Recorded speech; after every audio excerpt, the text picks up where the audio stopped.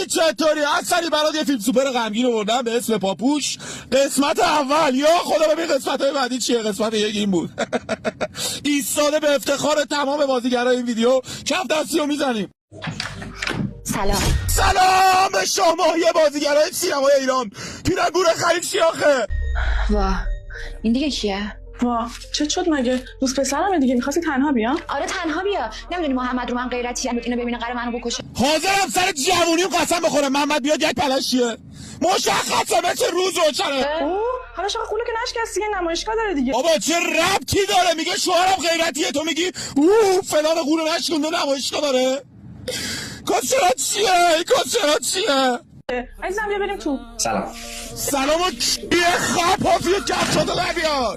بابا شما 3 نفری چرا 2 تا چای آوردی؟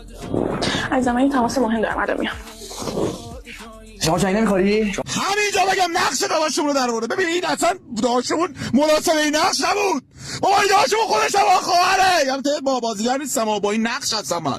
ایشون خودش نیاز داره یکی بیاد سمتش. بابا من کاری کرد. میدونستی از دوستت هم خوشگل تری؟ گوخوری نکن. چی کارت نکنه یا سمت؟ بفرمایید قند.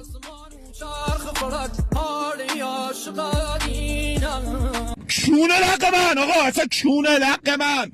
شما مخاطبا چی فرض کرده؟ بابا پشت دیواری خب گوشی رو درواردی میبینه روبروی یارو کس خورم مگه. بابا کی امیر بلند شو بریم، اینقدر استرس اصلا هم خوش نمیگذره. خب بیبی تازه داشتم با این دوستت حال میکردم. دوست عزیز ببین من این همه توی این سوشال مدیا فیلم سوپر غمگین دیدم. شما رو تا حالا ندیده بودم. به نظر من به تو رو بازی چت کردم، به تو قول شهرت دادن، ایسکاتو گرفتن آوردن. بازی نکن.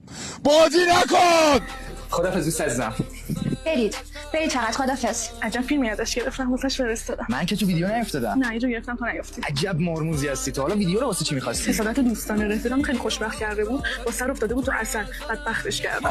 آفرین خوب گند زدی تو زندگیشون. ولی ببین من پولمو میخوام. باشه حال بیبریم. بله دوستان شما اینجا قهرمان داستان آقا محمد میبینید که اومده میگه چی زنه منو میکنید. بله با یه ماشینی که آرم شبیه که 3 بریم ببینیم چی میشه. کنار ببینم کجاستون بی شرف؟ گیر اومدی داداش کرد رفت. گیر اومدی حرومزاده کجایی؟ چیکار کردیش؟ کارش کردی رفت؟ چی میگی محمد؟